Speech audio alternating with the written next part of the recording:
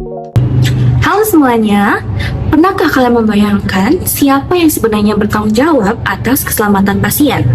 Apakah dokter, dokter gigi, perawat, psikolog, fisioterapis, farmasis, atau tenaga kesehatan masyarakat? Faktanya, pelayanan kesehatan yang efektif tidak bisa dilakukan oleh satu profesi saja. Karena untuk melakukan pelayanan yang efektif dibutuhkan kolaborasi dari berbagai profesi yang saling melengkapi. Nah, melalui video ini, kami SGD 41 akan menunjukkan peran dari masing-masing profesi dalam mewujudkan pelayanan kesehatan yang aman, efektif, dan berpusat pada pasien. Yuk disimak videonya.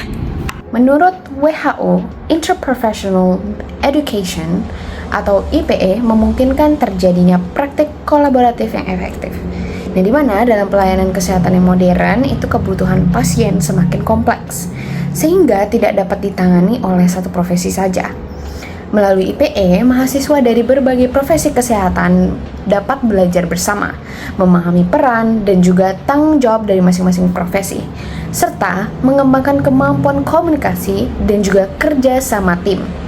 Dengan demikian, IPE membantu mempersiapkan tenaga kesehatan yang mampu berkolaborasi secara efektif untuk meningkatkan keselamatan pasien dan juga kualitas pelayanan kesehatan dan juga derajat kesehatan masyarakat.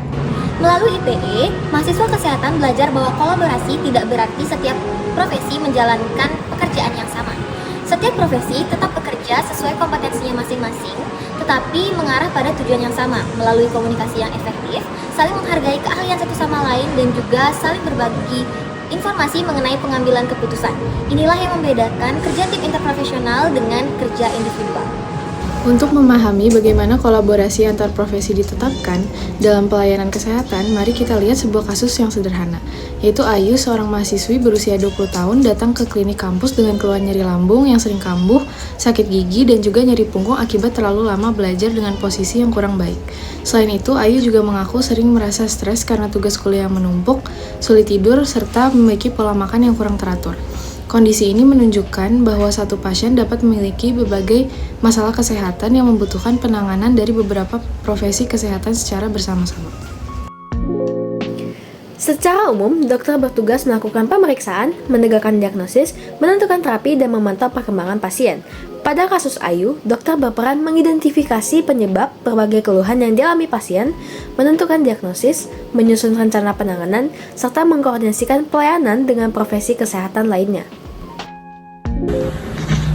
Secara umum, perawat memberikan asuhan keperawatan, memantau kondisi pasien, dan memberikan edukasi kesehatan. Di mana pada kasus Ayu, di sini perawat membantu memantau kondisi pasien, memberikan edukasi mengenai pola makan dan gaya hidup sehatnya, serta mendukung pasien agar mematuhi terapi dan anjuran yang diberikan oleh tim kesehatan. Dalam kolaborasi interprofesional, perawat memiliki peran penting karena berinteraksi langsung dengan pasien secara lebih intensif. Nah, pada kasus Ayu, informasi yang diperoleh perawat mengenai kondisi dan kebutuhan pasien dapat membantu tim kesehatan mengevaluasi perkembangan pasien dan menentukan tindak lanjut yang tepat. Umumnya, apoteker bertanggung jawab memastikan penggunaan obat yang aman, efektif, dan rasional. Pada kasus Ayu, apoteker memberikan informasi mengenai penggunaan obat yang tepat, menjelaskan efek samping yang mungkin muncul, serta membantu untuk memastikan bahwa terapi yang diberikan itu sesuai dengan kondisi pasien.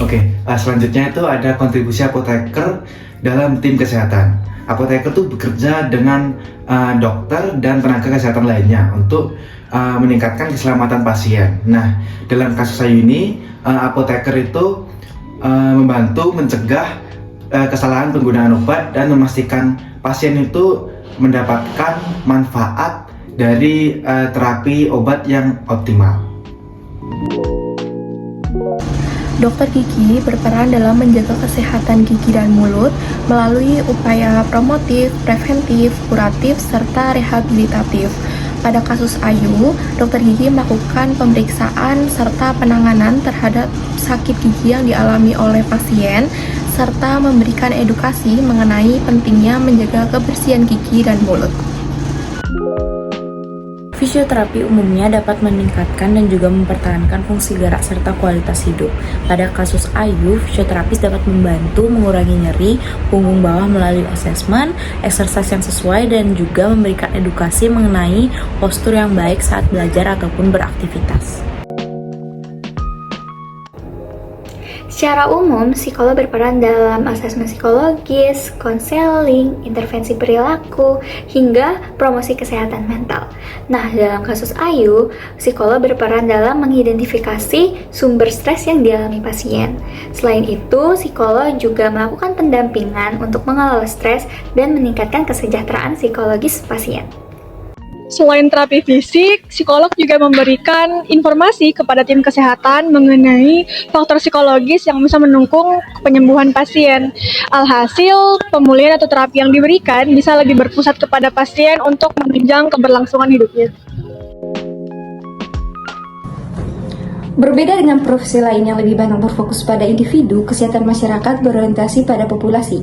Pada kasus Ayu, tenaga kesehatan masyarakat dapat berperan melalui edukasi mengenai pola hidup sehat, manajemen stres, pencegahan penyakit, serta promosi kesehatan bagi mahasiswa di lingkungan kampus. Kasus Ayu menunjukkan bahwa berbagai masalah kesehatan seringkali saling berkaitan.